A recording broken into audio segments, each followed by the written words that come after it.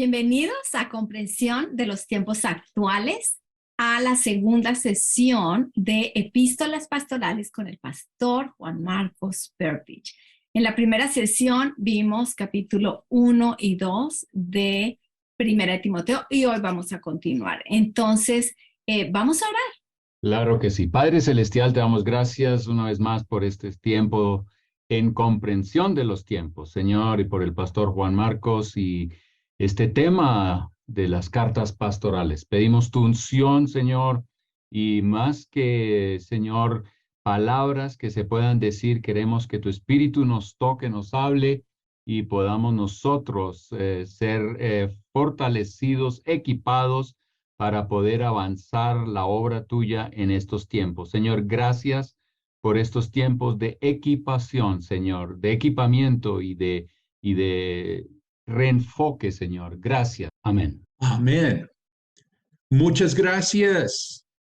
Bienvenidos a todos a Comprensión de los Tiempos, continuando aquí en las epístolas pastorales.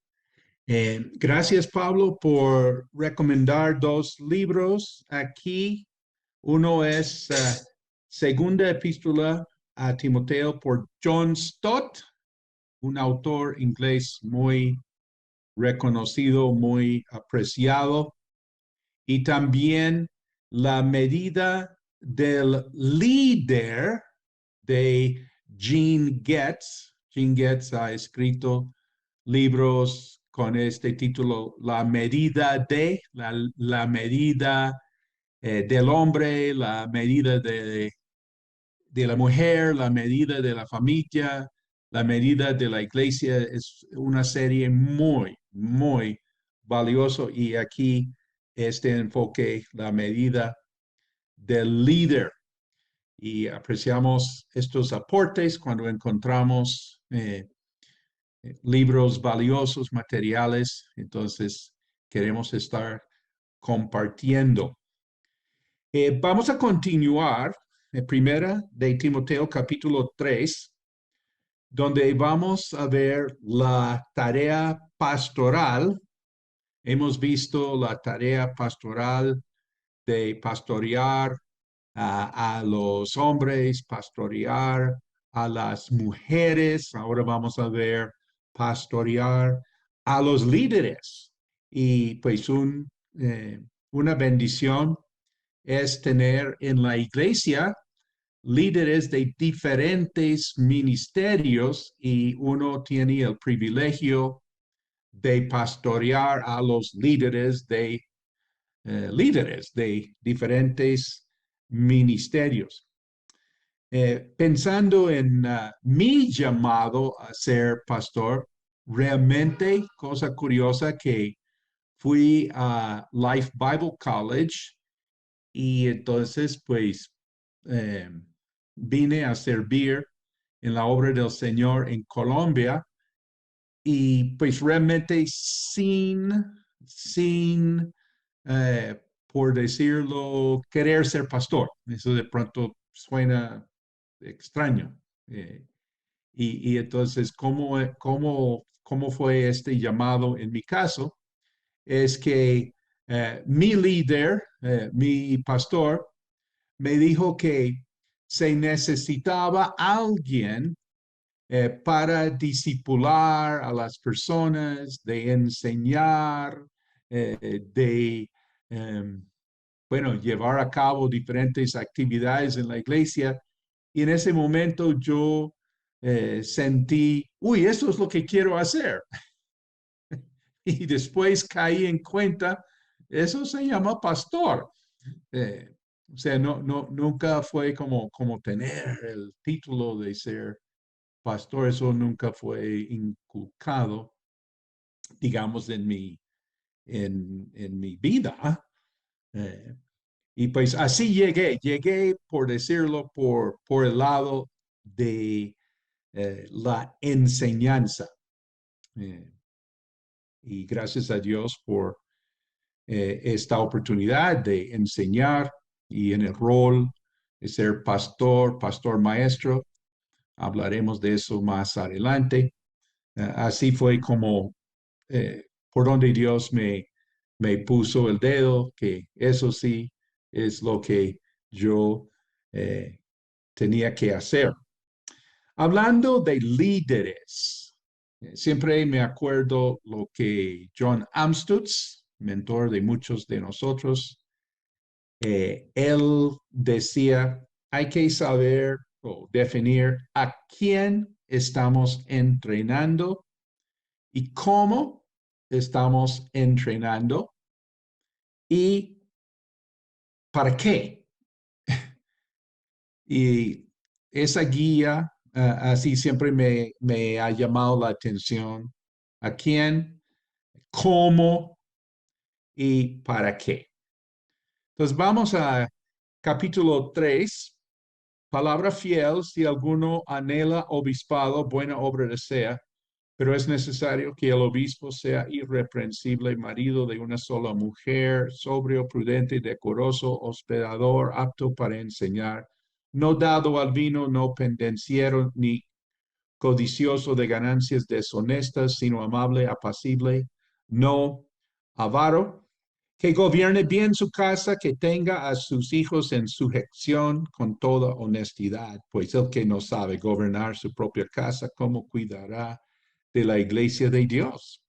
No un neófito, no sea que envaneciéndose caiga en la condenación del diablo. También es necesario que tenga buen testimonio de los de afuera para que no caiga en descrédito y el lazo del diablo. Pues me gustaría hacer un comentario sobre tres términos: pastor, anciano y obispo. En griego, estas palabras son poimen, presbíteros y episcopos. Y quiero comentar que estos tres términos son sinónimos. No quiere decir, pues, palabras idénticas, porque obviamente no son palabras idénticas, no son palabras idénticas en español, tampoco en griego, pero sí son sinónimos. ¿Qué quiere decir? Pues que realmente estamos hablando de lo mismo, de lo mismo, y vamos a ver que cada uno de estos términos tiene como que su significado especial. Bueno, pastor, anciano, obispo, poimen, presbíteros, episcopos. La palabra pastor se refiere a la actividad de apacentar. ¿Qué es lo que hace un pastor? Pues apacienta las ovejas, alimenta las ovejas en el contexto espiritual, pues con la palabra de Dios. La palabra anciano se refiere a la madurez de la persona. Cuando pensamos en la palabra anciano, presbíteros, pensando en la madurez, recordamos que la palabra en el Antiguo Testamento para anciano es la palabra saken, con Z, saken, que literalmente significa barbudo. Y en hebreo la palabra saken significa, pues, de la definición, es viejo y tiene este trasfondo que alguien pues ya tiene sus barbas, o sea, hay una madurez. Entonces, el pastor con su actividad o término, el término pastor. El término anciano se refiere a la madurez de este líder. Y la palabra obispo, episcopos en griego, pues kopos, la vista, sobre vista, epi, de ver sobre las cosas. Esta es la responsabilidad del liderazgo. Es de estar, por decirlo, vigilando, mirando. Hay una cuestión desafortunada que ocurrió en la historia. es que la Iglesia Católica usa este término obíspos episcopos para obispo y ponen obispo como por encima, digamos, del sacerdote, pastor en la parroquia. Si alguien aquí es de trasfondo católico, sabe que hay una jerarquía en la Iglesia Católica y uno tiene el cura, digamos, el sacerdote, y sobre un grupo hay un supervisor, como llamaríamos eso de pronto en nuestro contexto. Tenemos el pastor zonal o el pastor distrital y digo que eso es desafortunado porque saca la palabra obispo realmente de este contexto.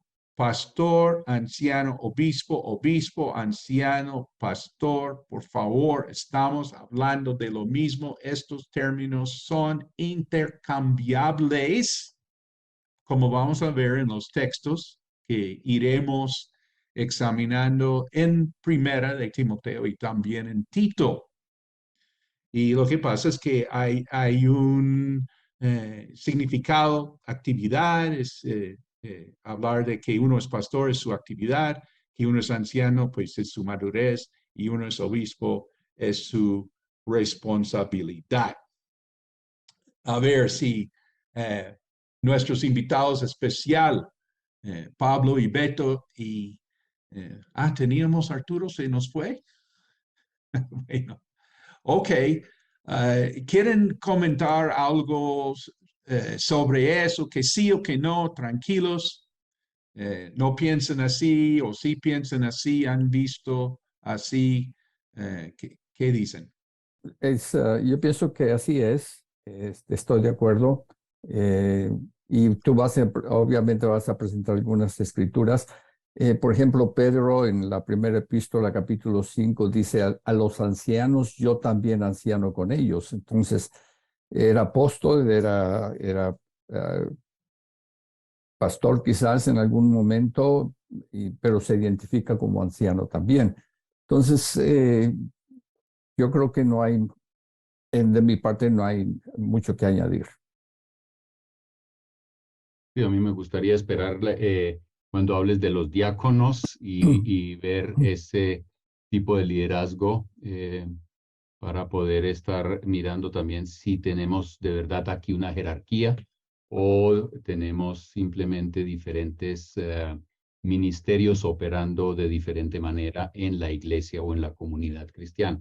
Yo creo que, porque sí, nosotros a veces hacemos mucho de nombres y nos olvidamos del ministerio, la función que tiene cada quien en la iglesia o en el cuerpo mismo. ¿Listo? Bueno, vamos a comentar sobre los requisitos para ser obispo, ya que tenemos claridad que cuando decimos obispo quiere decir anciano, quiere decir pastor, pastor, anciano, obispo, anciano, pastor. Estamos hablando de lo mismo. Y el primer requisito es que, dice, si alguno anhela, uno tiene que querer esto. ¿Qué piensan? Claro, yo creo que la persona tiene que querer, nadie está obligado a servir a Dios, ni nadie está obligado a ir al cielo, y entonces mucho menos a servirle a Dios. Y yo creo que a veces alguien entra por que no tiene trabajo y en la iglesia hay una vacante y entonces piensa que ese es el lugar donde posiblemente puede conseguir dinero para la familia y ese sí es una, ¿cómo se dice? Es como, y entender en eso a la larga la voluntad de Dios es muy poco. Yo creo que tiene que haber algo allá adentro que lo lleva a servir a Dios porque hay en un momento dado un precio que pagar. Y si uno se metió en esto porque pues lo obligaron o porque no está uno seguro de que quiere eso, llegan los problemas y después ya uno va a capitular. Entonces, sí, a mí me parece muy importante ese tema que uno quiere o desea estar sirviéndole a Dios en esas capacidades. Y en definitivo, yo creo que en ocasiones no estamos buscando ser pastores, o sea, no tenemos el anhelo en un momento determinado hasta que el Espíritu Santo toca nuestra vida y nos llama, y es donde el anhelo comienza a crecer en nosotros. Entonces, yo creo que hay un momento en que el anhelo eh, viene a nuestra vida, pero yo creo que no es algo que nace de nosotros mismos, es algo que el Espíritu de Dios pone en nosotros. Bueno, el querer ser pastor. Y podemos decir que hay requisito de tener testimonio en su relación con Dios, en su familia, la esposa, los hijos. Para mí, si la familia de uno le cree cristiano, si la esposa le cree a su esposo cristiano, wow. Si los hijos realmente creen que sus padres son cristianos, esto es algo maravilloso. Hay una credibilidad que uno tiene, pero también pienso que hay como requisito de tiempo en la iglesia, que no sea novato, que no haya llegado, bueno, no sé, hace poquito esto. Eh, quiero escuchar comentarios sobre esto. Y también hay requisito de su testimonio afuera. Por el río Amazonas, en las comunidades, pues hay comunidades de 200 personas y hay una sola iglesia cristiana y todo el mundo en la comunidad reconoce a ese pastor. No que todo el mundo sea cristiano. Estuve en una de estas comunidades por el río Amazonas y el pastor me dijo que hay 5 religiones en la comunidad. Entonces, imagínense, 200 personas y la mitad son niños y hay 5 religiones. Pero a lo que voy es que todo el mundo reconoce a este hombre como pastor. Hay otras comunidades de 400, 600 personas, puede haber 2 o 3 iglesias y todo el mundo reconoce a estos hombres como pastor. No que todo el mundo sea cristiano, pero es reconocido como pastor. ¿No te parece eso maravilloso, este testimonio? Lo que estoy tratando de decir, ¿no te parece que en ciertos sentidos son gigantes en la fe? O sea, digamos, en el vecindario donde yo vivo, si hay 200 personas aquí en mi alrededor, fácilmente viviendo en una ciudad así, eh, y pues nadie sabe que yo soy pastor, nadie, ¿sí? Nadie sabe quién es uno. O sea, la vida es muy fácil. Nadie sabe, pues simplemente nadie sabe, no que me hubieran descartado. Hablando de vivir en un edificio, cuando nosotros llegamos a vivir en un pequeño conjunto de 6 casas, uno de los dueños acaban de irse y él fue quien organizó la construcción de ese pequeño conjunto y por muchos años vivió allá, pero por cuestión de la edad y todo, no pudo vivir más en una casa que tenía tantos niveles. Pablo conoce esa casa, Arturo conoce esa casa, Inés conoce esa casa, y muchos niveles y no podía vivir ahí. Y bueno, y entonces él se fue y un comentario de mis nuevos vecinos, a esto voy, fue que este hombre fue el pastor de nosotros. salió así este es un contexto no espiritual y no cristiano. Y dijo, sí, él era el pastor de nosotros. Nadie sabía que yo era pastor, o sea, recién llegado. Sí, estoy ahí con mis nuevos vecinos y estamos ahí en reunioncita. Y dijeron, ese era nuestro pastor. Eso sí voy a confesar, fue la única vez en mi vida, y Dios sabe, que yo quise ser pastor. Yo quise que algún día me llamaron a mi pastor. Se lo confieso.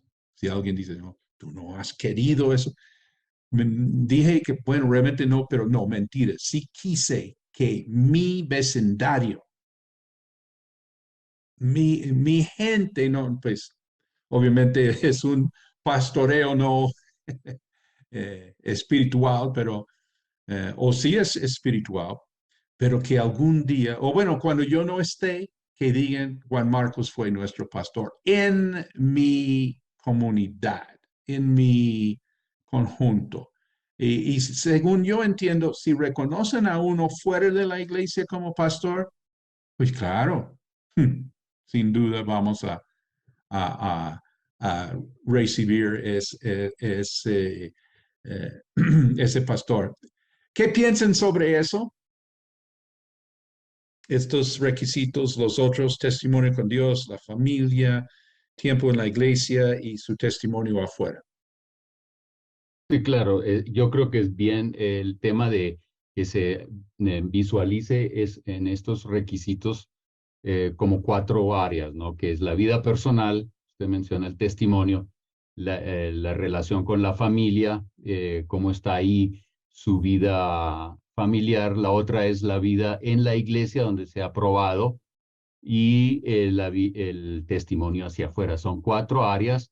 Naturalmente aquí habría que añadirle como una quinta área, porque ahí hay uno de los requisitos que no apunta hacia el carácter o hacia la vida directamente del líder, sino hacia su capacidad de enseñar la palabra de Dios.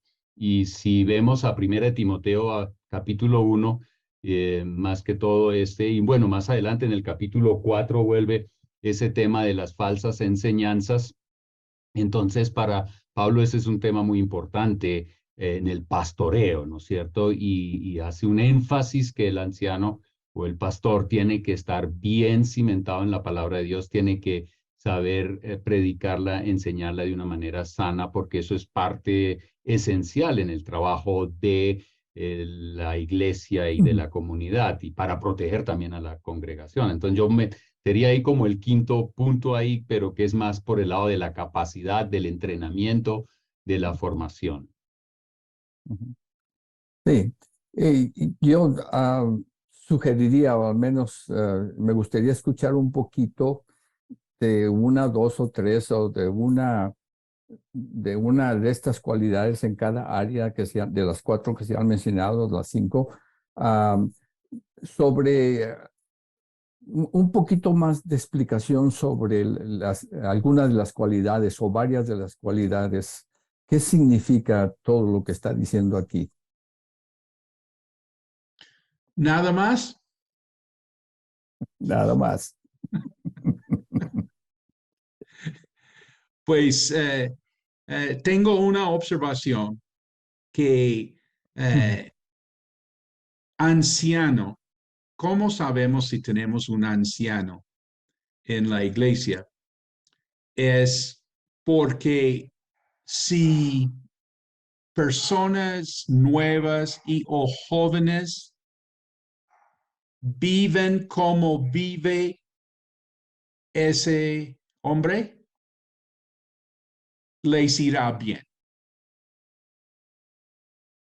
Para mí ese es un anciano que realmente madurez, experiencia y resultados, pues si yo como un hombre joven busco casarme con una mujer como la esposa de este anciano, me irá bien. Y si trato a mi esposa como el anciano trata a su esposa, me irá súper bien. Y si educo a mis hijos como el anciano educa a sus hijos, si me sigue, si trabajo como trabaja, así sabemos que tenemos un anciano que realmente es un ejemplo digno de seguir. Eh, y pues, bueno, de pronto se me viene el pensamiento hombre de una sola mujer, ¿sí? Que realmente, ¿cómo digo esto? Eh, una vez se colocó un pastor y una mujer vino y dijo, pues eso no era muy buena idea porque él mira a las mujeres, ¿sí? Y las mira feo, por decirlo. Y uno dice, ups, eh, debíamos haber tenido más en cuenta eh, perspectiva de ser mujer con ciertos hombres. Bueno, Pablo, salva a la patria. ¿Tiene algo más sobre Bueno, características detalladas? yo creo que ahí viene el libro de Jim Getz muy bien, de la medida de un hombre o la medida de un líder. Yo creo que ese libro describe cada uno de estos, de una de estas características que el líder debe tener y lo hace muy bien. Entonces, porque cada uno de estos temas que Pablo está tocando aquí tienen como se dice, su impacto en la vida y en el ministerio. Eh, pero hay una cosa que sí quisiera mencionar aquí, Pastor Juan Marcos. Hay alguien quien pues está escribiendo aquí en los comentarios una cosa que me parece muy interesante y que yo creo que debe también ser como aclarado porque esta persona pues le pregunta a su pastor qué debía hacer para ser pastor y el pastor le responde, el líder que pide púlpito no tiene sano su corazón. Entonces, claro, ese comentario pues espantó a esta persona y entonces nosotros tenemos que a la larga también cuando hablamos del anciano pues es la madurez, eh, pero yo creo que también es más que solamente un puesto, es un ministerio. ¿Qué implica eso? Puede ser alguien, digamos, tener ministerio pastoral sin el título de pastor. Esas son preguntas que yo creo que tenemos y que en algún momento deberían ser resueltas porque eh, hablábamos de la Iglesia Católica donde hay una jerarquía y una jerarquía bastante marcada que elimina muchas veces el ministerio del común y corriente y entonces solo el ministerio lo ejercen un par de personas profesionales y el resto solamente es consumista y proveedor a la larga de algunos beneficios económicos o otras cositas. Pero entonces puede ser alguien un pastor ministerialmente hablando sin título. Esa es, yo creo que la pregunta que sería bueno resolver. Sí, me acuerdo en sur de Carolina, en Colombia, que estuve allá un año como militar en la iglesia. Había un anciano de la iglesia y él realmente era pastor de muchísima gente a través de su trabajo secular. Él no era pastor de título en la iglesia, nada que ver. Y pues uno le pregunta, ¿por qué usted no es pastor? Pues, él dijo, no, lo que pasa es que yo en mi trabajo, yo gano más gente para Cristo que cualquier pastor en la ciudad. Y era verdad, no era una cosa así pretenciosa, así de jactancia.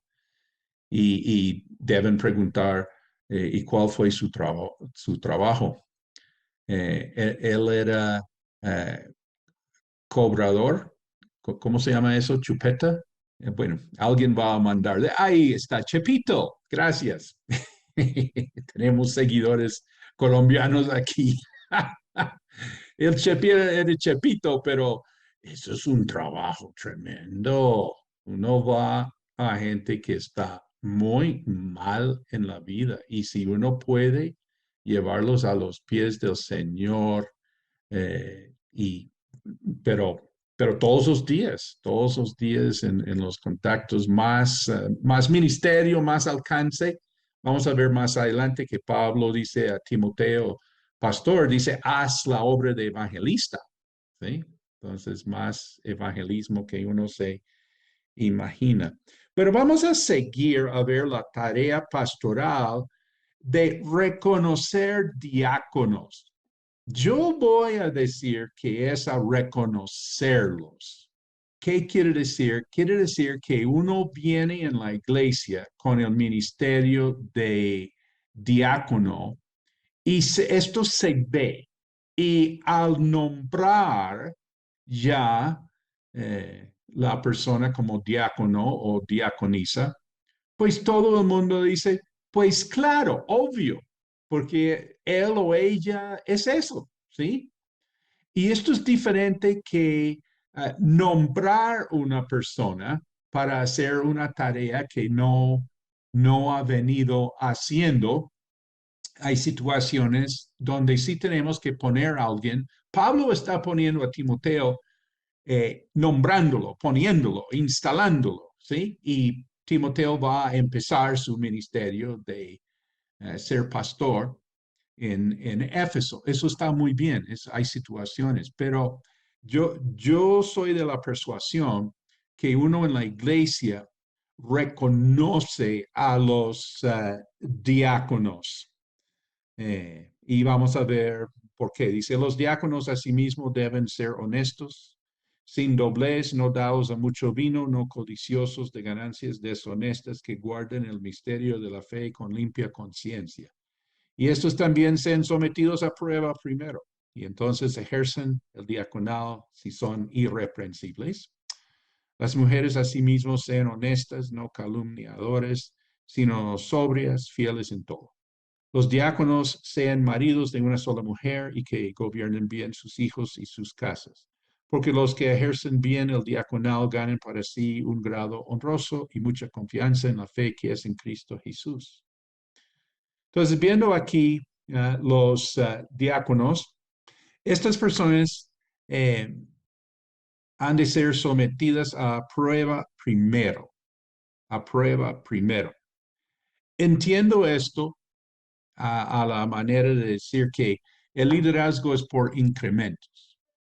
No es que un día no está haciendo nada y el día siguiente, wow, está con todo. No, es que es poco a poco, así, mostrándose fiel. Eh, Otra cosa que decía John Amstutz era, look for fat people, F-A-T, F-A-T. ¿Cómo es? Faithful, available, teachable, fiel, disponible, enseñable. Entonces, vemos fat people, vemos personas así, a poquitos, a poquitos, a poquitos, y ya vamos a reconocer a esta persona, diácono o diaconisa. Y quiero llamar la atención a la importancia de la esposa del líder. Mejor dicho, mira la esposa y ya sabes si tienes un líder o no. Y ¿quieren comentar algo o vamos a Hechos capítulo 6 a ver de dónde sale el ministerio de diáconos? ¿Qué dice Inés?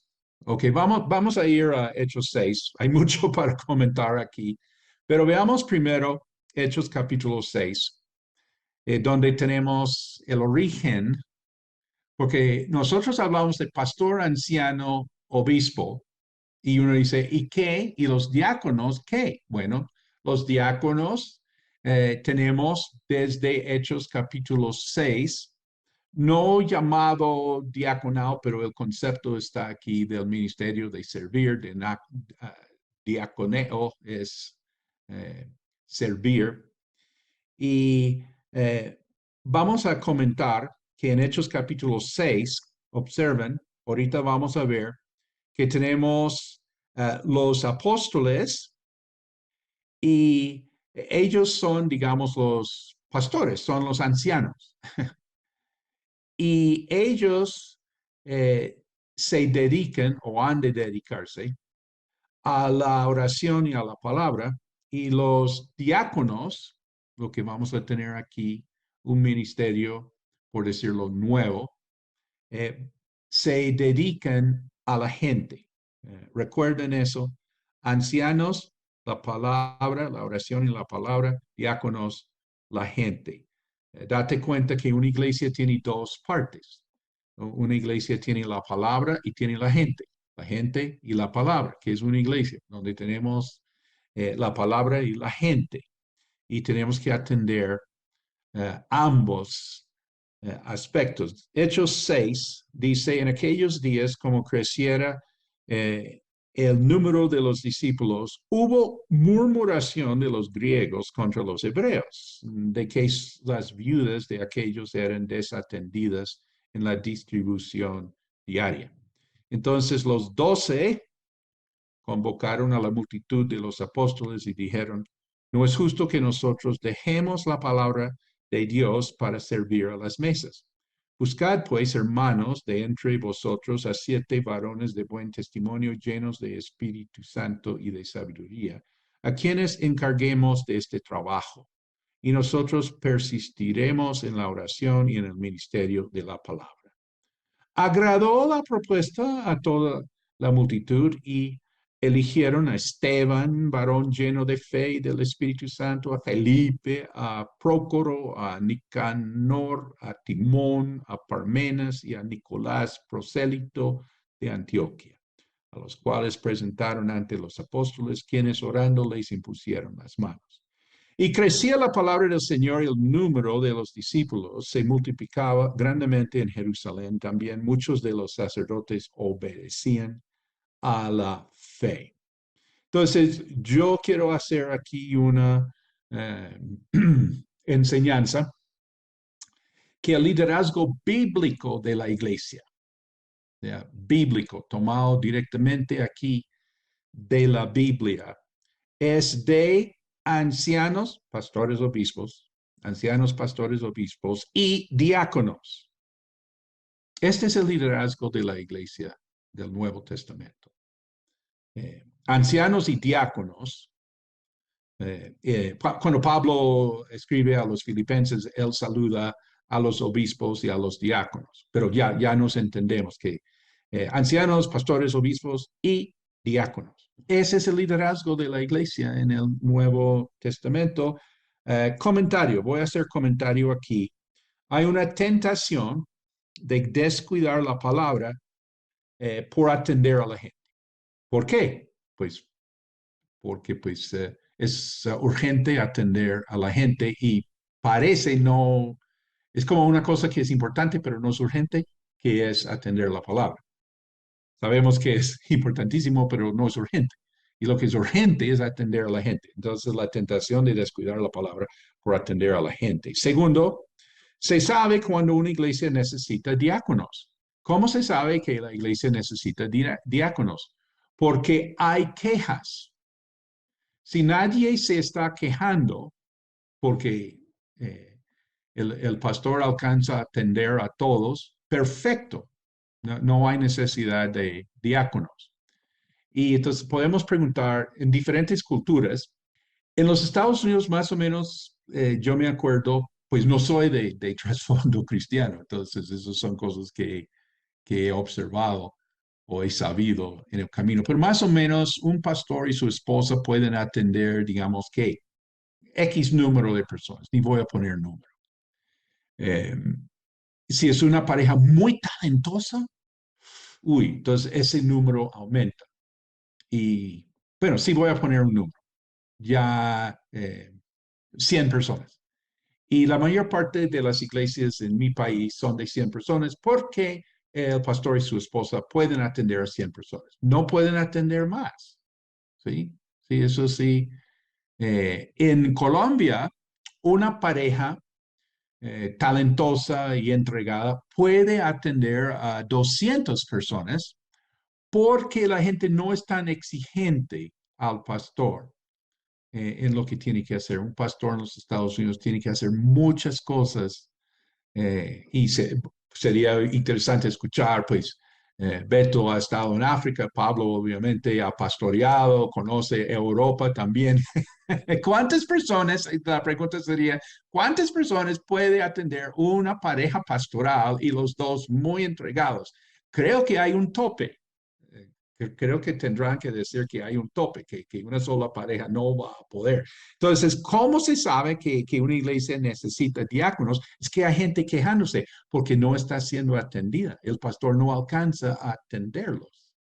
No alcanza de estar ahí personalmente con ellos en dado momento. Tercer comentario que quiero hacer es que entre los diáconos salen unos ministerios. ¡Wow! ¿Observaron quiénes eran estos primeros diáconos? ¿Quiénes eran? Esteban. Esteban. ¿Y quién era Esteban? Pues él fue un hombre, un diácono, ¿sí? Quien dio lo que considera el mejor resumen de la historia del Antiguo Testamento en toda la Biblia. Un diácono dio esa enseñanza. ¿Sí? Y uno puede preguntar, ¿dónde aprendió Esteban a enseñar el Antiguo Testamento tan bien?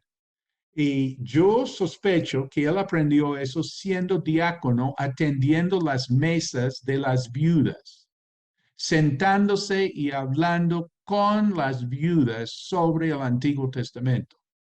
Es que esto sale, uno puede pararse en un momento y hablar las cosas porque se ha preparado, porque tiene cancha en el tema. Y yo creo que este Esteban perfeccionó su ministerio de explicar, de enseñar ahí en su diaconado. Y Felipe, otro diácono, sale a revolcar una ciudad. ¿Dónde aprendió Felipe a orar por los enfermos? Adivinen. ¿Alguien ha atendido a damas mayores de edad la necesidad de la oración por la salud? Y yo creo que Felipe aprendió que Dios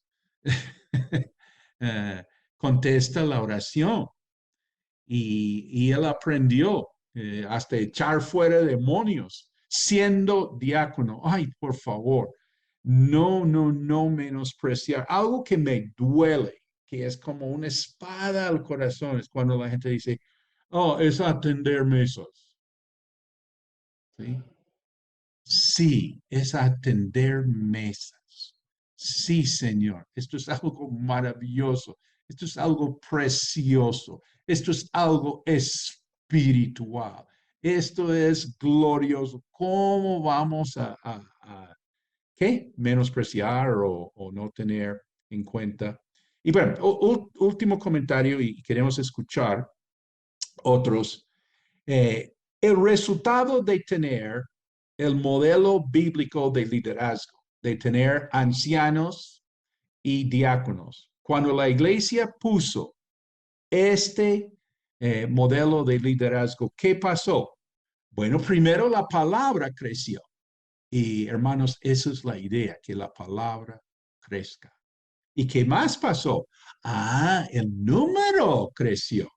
En mis años de seguir las enseñanzas de Igle Crecimiento, nunca he visto esto, la importancia de los diáconos. Claro, no conozco todo el trato sobre el tema de Igle Crecimiento, pero creo que esta es la manera en que crece el número de personas. Es obvio, porque estamos atendiendo la palabra y la gente y la palabra. No podemos descuidar la gente, no podemos descuidar la palabra.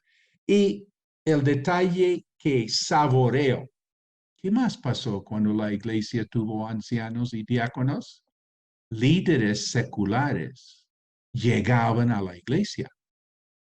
Los sacerdotes del templo, quienes eran los líderes de la comunidad, comenzaban a llegar a la iglesia. Yo creo que la iglesia pone el modelo de liderazgo y hasta gente que es del mundo, por decirlo. Algo les atrae. Ellos van a querer llegar bueno, llegarán a la iglesia y entonces algo los está atrayendo, ¿sí? ¿Y qué es? Pues es el orden de Dios. Ancianos y diáconos. ¿Qué opinan? Bueno, hay quienes ponen, hablando del liderazgo de la iglesia, hay para lo que es la iglesia local, hay teólogos que sí llegan y apuntan y dicen, ahí está el anciano que se dedica en primer lugar a lo que es la palabra y la oración, y los diáconos que son gente que prácticamente ¿cómo se dice? Le cuida la espalda al pastor para que pueda predicar y orar. Entonces lo libra de todas esas otras responsabilidades que son muy importantes en la iglesia. Pero también en este contexto vemos como un tercer nivel, pero que no es de la iglesia local, que es como Timoteo, quien tiene que escoger a los ancianos. Entonces, y está ahí porque Pablo, el apóstol, le dijo que pues nombrara a estos ancianos. Entonces, como que aquí vemos otro nivel de liderazgo, que es un nivel como más de, ¿cómo se dice?, de supervisión de varias iglesias, y después viene el liderazgo en la iglesia local. ¿Qué piensas de eso? Que hay como tres niveles de liderazgo en cierta manera. Claro que al nivel local tenemos el nivel de los diáconos, está el pastorado o el anciano, pero tenemos también aquí en esta figura a Timoteo, alguien quien viene de afuera y nombra a los ancianos, y Pablo, que está como también supervisando esta región. Entonces hay como tres niveles de liderazgo en la iglesia del Nuevo Testamento, ¿no? Uno que es como un poco más macro y el otro es más local. No sé si me hago entender, ¿no? Bueno, sí, echemos cabeza a esto y cada situación debe ser particular.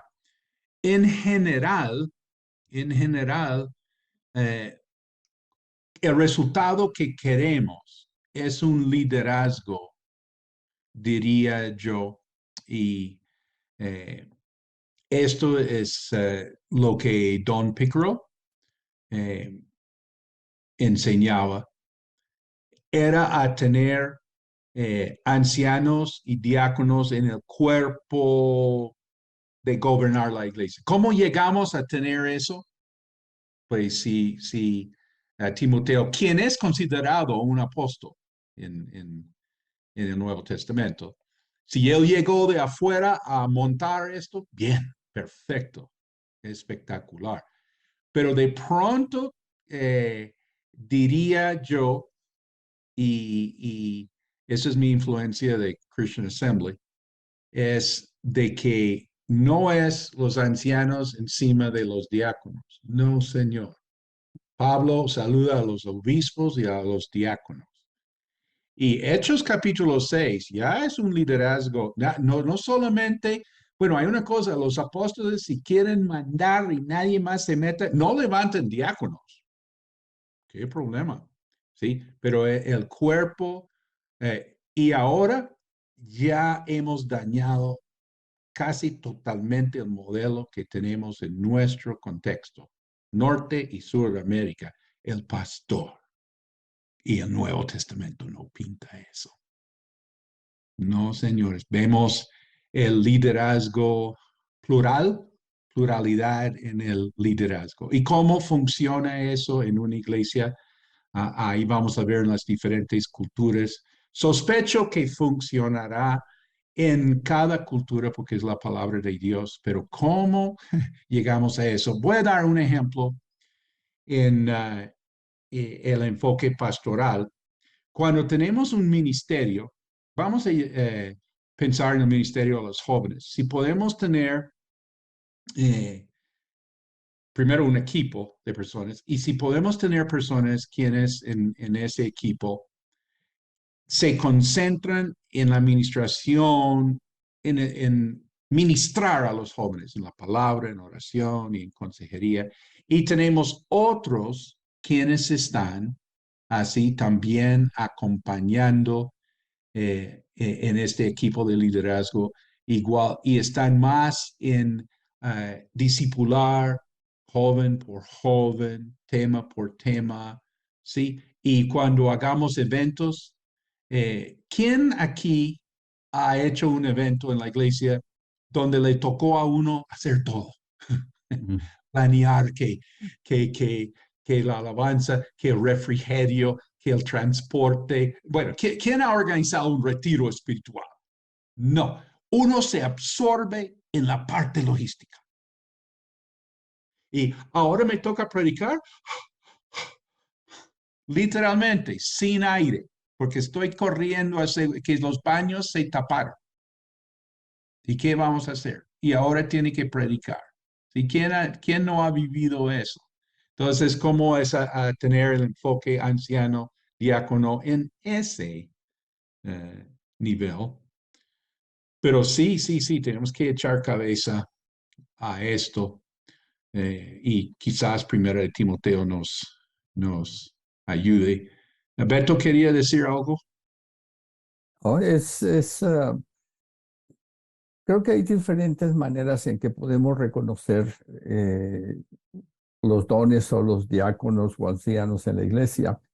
Muchas veces encontramos gente que es muy servicial. La palabra diácono significa servidor.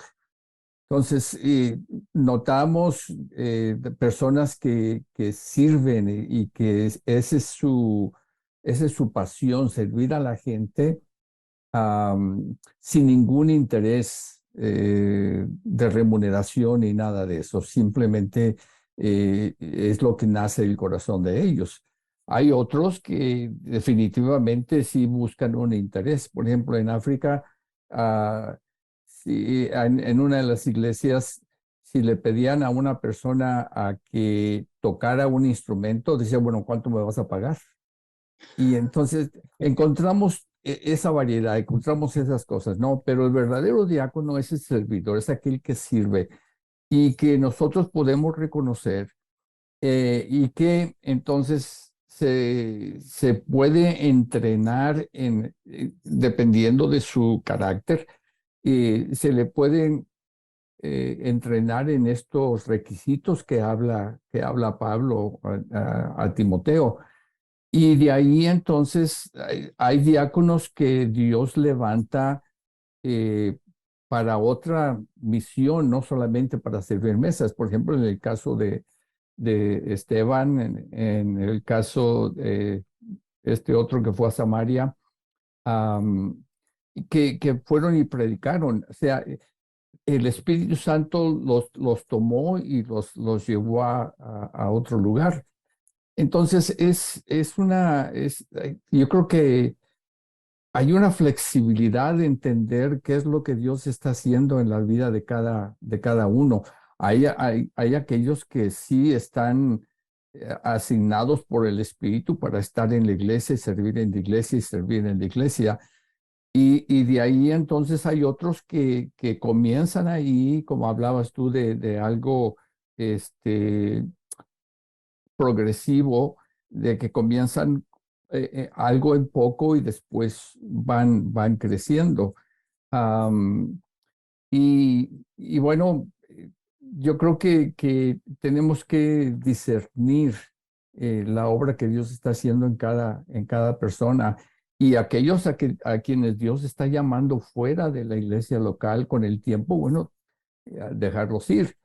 Pero, yo pienso que en cualquier situación se necesita un tipo de entrenamiento. Por ejemplo, aquí estamos hablando de haciendo discípulos, es algo que mencionaste como título en esto, haciendo discípulos. Y esto es la tarea de que quizás podemos comenzar a entrenar gente, hombres, vamos a decir hombres solamente, en las cuestiones del carácter que menciona aquí Pablo, y de ahí pueden surgir diáconos, de ahí pueden surgir ancianos. Y o sea, Lo que trato de decir es que en mi opinión, es algo flexible la forma en que hacemos discípulos.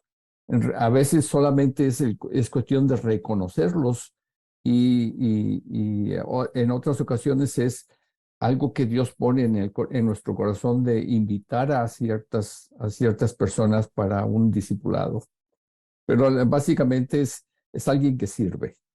Bueno, entonces vamos a seguir en nuestra tarea pastoral y vemos el aspecto de enseñar cómo vivir como cristiano.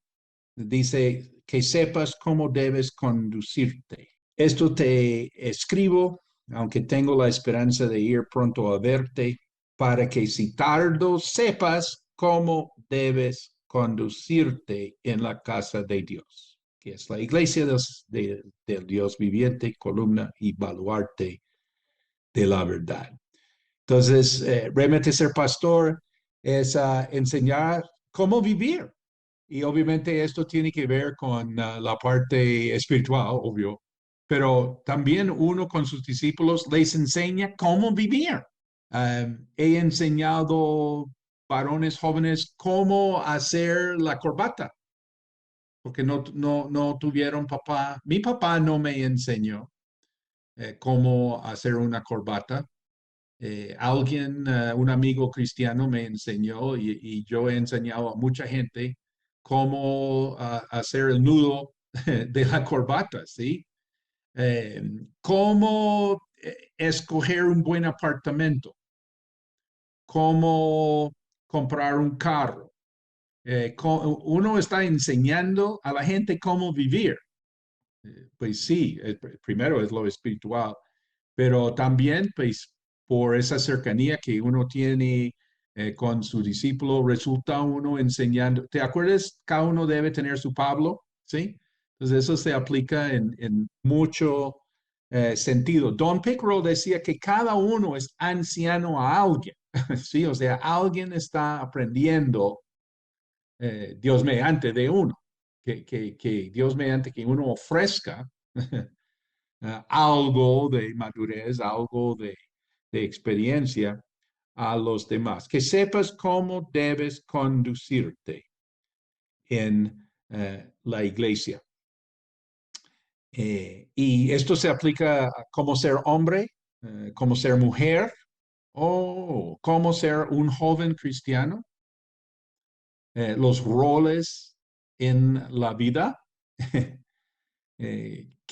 Cómo ser un policía cristiano. Ahora, ¿qué hago? Yo soy policía y entrego mi vida a Cristo. ¿Y ahora cómo vivo? ¿Cómo hago?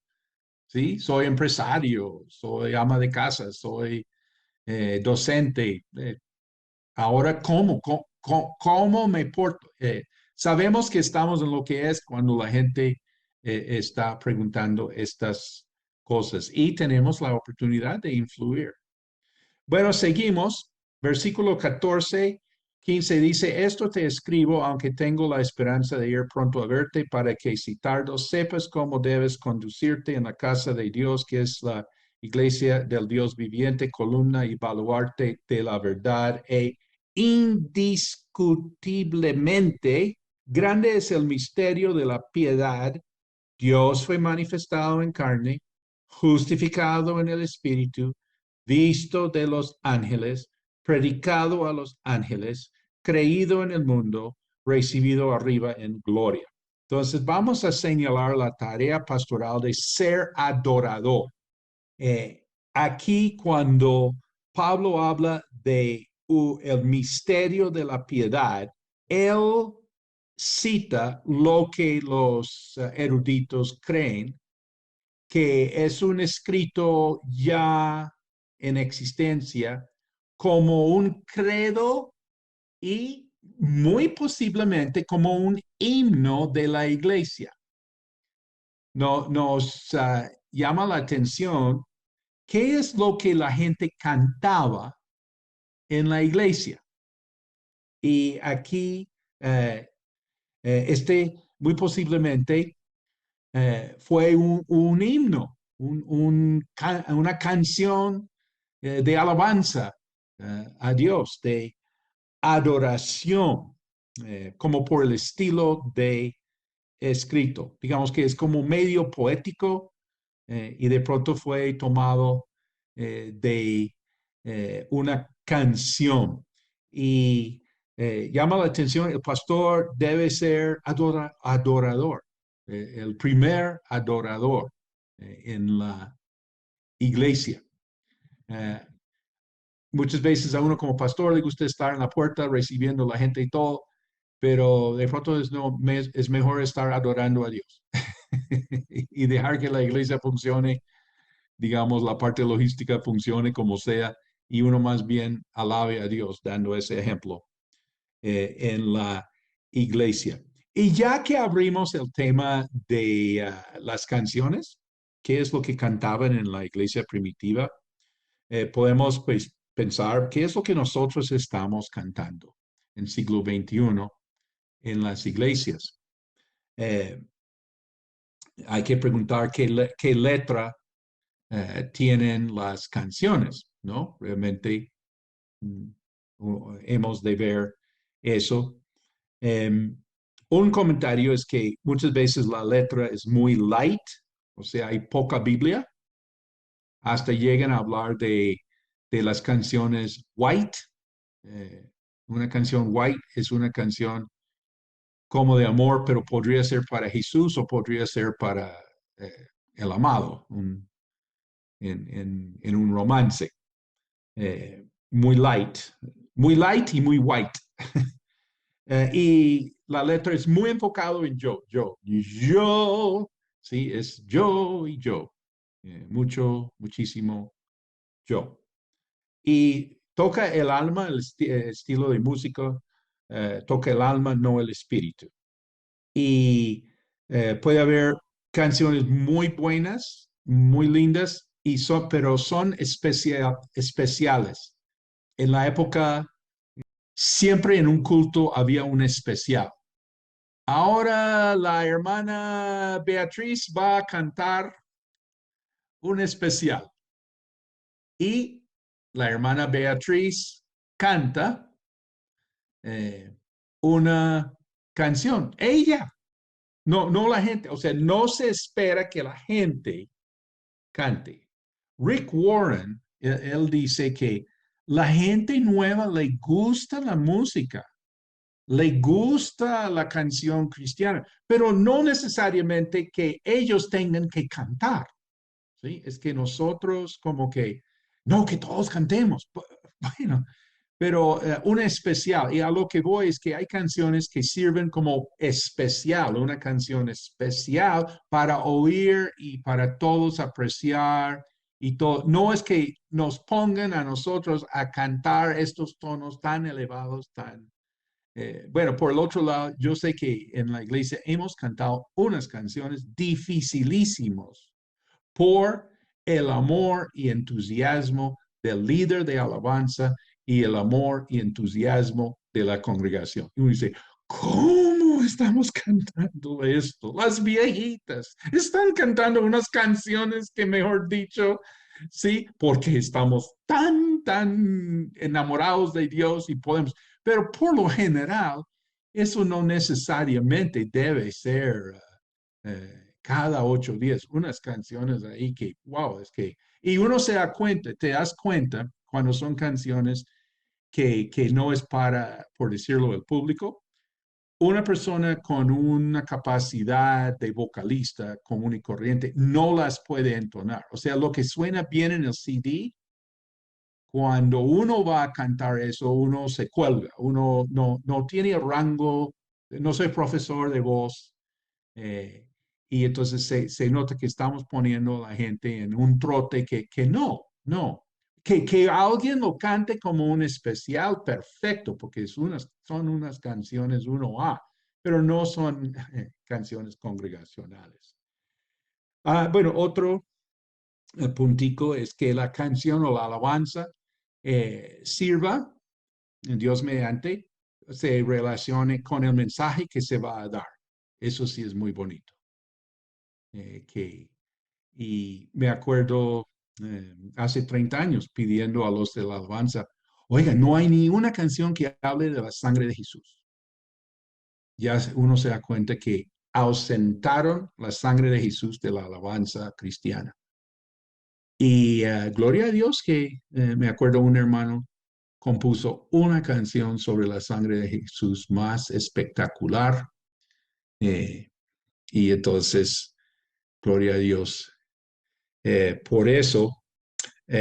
Y que la alabanza sirva para el mensaje que se va a dar. Bueno, otro temita es la vida personal de los de la alabanza. Pequeño detalle, ¿sí? Y conozco una iglesia donde pusieron los músicos detrás de una pantalla para que no se vean quiénes son, pero sí se ven. Buenísimo. Buenísimo. Y hace 8 días tuve que decir, mira, si los músicos no tocan, si los músicos no cantan, que no toquen. ¿Qué es eso? ¿Son cristianos o no son cristianos? Una persona llega y dice, ¿son cristianos o no son cristianos? No cantan. Bueno, nadie se ríe, pero digo que la vida personal de los de la alabanza. Unos tips que quiero dar en este tema es rotar los líderes de la alabanza.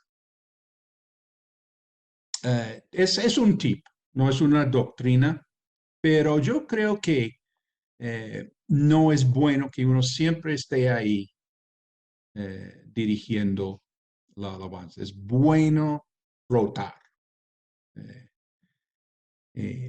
Bueno, y otro tip es que siempre en el tema de la alabanza hay balance entre la excelencia en cómo cantamos, ¿sí?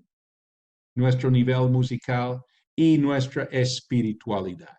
La espiritualidad y la excelencia. Y hemos de buscar ambos, ¿sí? En el Salmo 150, yo creo que hemos de buscar ambos, que todo lo que respira alabe al Señor y cante bien y toque bien y todo.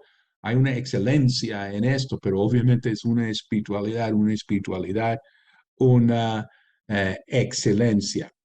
Y para los de la alabanza, pues que toquen y canten y ministren el domingo, ¿sí? Muy bien, gloria a Dios, pero también en otros contextos, que sean adoradores primero en su casa, en su devocional, adoradores en grupos familiares, adoradores con los niños, adoradores en la calle, tocando en la calle, salimos a la calle y tocamos y alabamos a Dios, ¿sí?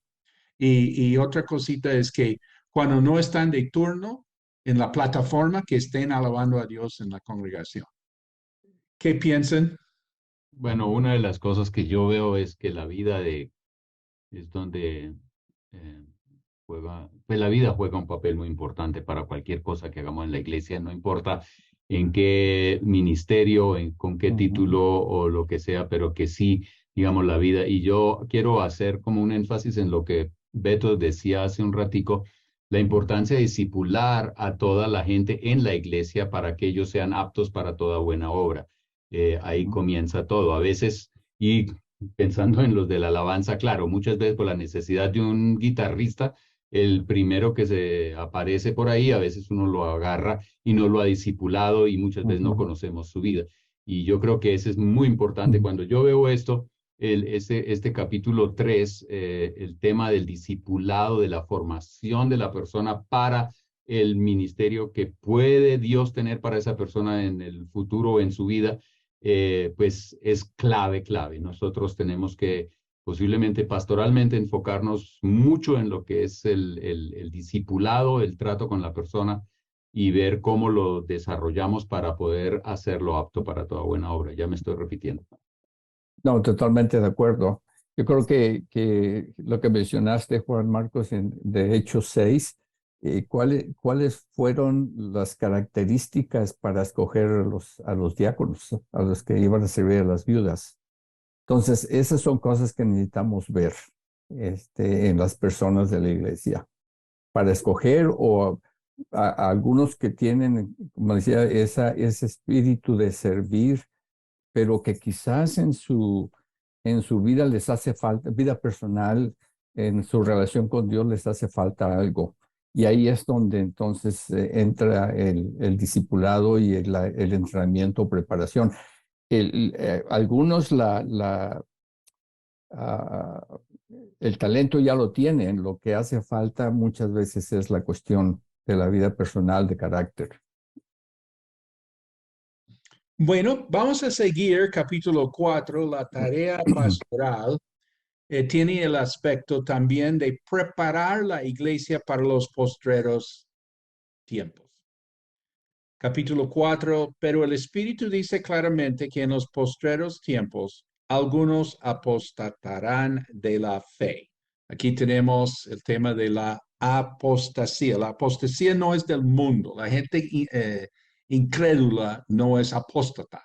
¿Sí? O sea, ellos no se han apartado de la verdad porque nunca han tenido la verdad. Este es un mensaje para la iglesia. Algunos apostatarán de la fe.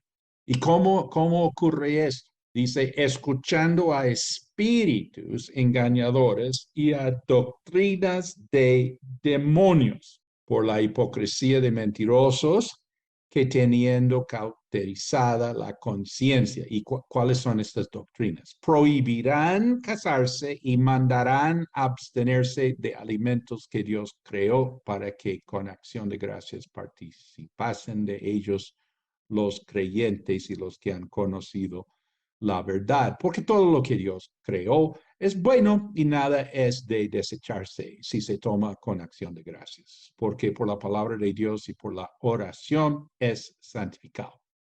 Hablemos un momento sobre doctrinas de demonios. La doctrina tiene su aspecto espiritual y por eso se habla que demonios están así en estas enseñanzas. O sea, demonios van a influir sobre mi vida si yo sigo, si recibo estas enseñanzas. ¿Cuáles enseñanzas? Bueno, dos temas. ¿Cuáles son los dos temas donde los demonios se divierten mucho? El sexo y los alimentos. Y siempre por ahí es donde está el desvío. ¿Te acuerdas que hablamos de vientos de doctrina por el lado del libertinaje, por el lado del legalismo? Bueno, ahora estamos hablando de estas doctrinas de demonios y siempre están ahí con el tema del sexo, cosas raras en cuanto al sexo y exigencias en cuanto a los alimentos. Tarea pastoral, tenemos que enseñar sobre el sexo y sobre la comida. Versículo 6. Si esto enseñas a los hermanos, serás buen ministro de Jesucristo, nutrido con las palabras de la fe y de la buena doctrina que has seguido. Desecha las fábulas profanas y de viejas. Ejercítate para la piedad, porque el ejercicio corporal para poco es provechoso, pero la piedad para todo aprovecha, pues tiene promesa de esta vida presente y de la venidera. La palabra fiel es esta y digna de ser recibida por todos. Que por esto mismo trabajamos y sufrimos aprobios, porque esperamos en el Dios viviente, que es el Salvador de todos los hombres, mayormente de los que creen. Esto manda y enseña. Bueno, otro aspecto de la tarea pastoral es enseñar la Biblia de manera sistemática. Nosotros tenemos que enseñar sobre todo. Dice, nutrido con las palabras de la fe y de la buena doctrina que has seguido. Este es nuestro gran desafío, cómo enseñar la Biblia de manera sistemática. Bueno, voy a hacer comentario que una manera es el estilo expositivo de la prédica. Y entonces, pues, bueno, mi observación, ¿no? Si no vamos a hacer esto, no vamos a realmente nutrir la gente bien. Ya se lo dije. y donde estamos enseñando la Biblia de manera expositiva. ¿Qué es manera expositiva? Libro por libro, capítulo por capítulo, versículo por versículo. Ya tengo mi medio siglo de observación de este tema en varios continentes y creo que toca el estilo expositivo de la prédica. Una primera iglesia que visité siendo un creyente adulto, volviendo a mi pueblo, es una iglesia donde el pastor enseñaba los domingos por la mañana el Nuevo Testamento y los domingos por la noche había culto el domingo por la noche el Antiguo Testamento, de manera expositiva. Génesis, Apocalipsis, todos los libros, cada capítulo, cada versículo, en 5 años. Él alcanzó a hacer como que 4 veces. Si tú estabas en esa iglesia por 5 años, tú habrías recibido nutrición de toda la Biblia, Nuevo y Antiguo Testamento. Y toda mi vida como pastor he querido imitar eso y no he podido hacerlo. Una frustración personal, se lo confieso. Bueno, uno piensa que debía haber hecho cosas diferentes en su ministerio pastoral. Dios me dio ese ejemplo siendo un nuevo creyente. No lo seguí porque no era ¿sí? La gente, ay, no, eso no, ¿sí? Pero hubiera sido mejor para nutrir a la gente, ahora pienso, años después. Tarea pastoral, enseñar la Biblia de manera sistemática. Bueno, voy a seguir. Tarea pastoral es afirmar el liderazgo de la iglesia. Tenemos que afirmar nuestros líderes. Pablo afirma a Timoteo, le dice, ninguno tenga en poco tu juventud, sino sea ejemplo de los creyentes en palabra, conducta, amor, espíritu, fe y pureza. Tenemos que afirmar a nuestros líderes. Tenemos líderes jóvenes, tenemos líderes mayores, tenemos hombres, mujeres, tenemos que afirmarlos en su liderazgo. Ellos tienen que sentir que realmente pues están haciendo bien, que nosotros estamos, por decirlo de manera humana, contentos con ellos. Y también tenemos que corregir, ajustar, dado momento. Eso también da una seguridad al líder en la iglesia, que hay cobertura, hay supervisión, hay evaluación, hay corrección, todo. Tenemos que afirmar el liderazgo de la iglesia. Y en el caso de Timoteo, hablemos de la juventud. Ponle cuidado, Dios usa líderes jóvenes.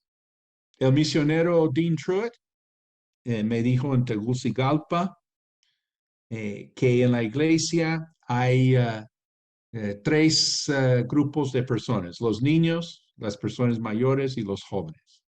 Los niños ponen la alegría en la iglesia.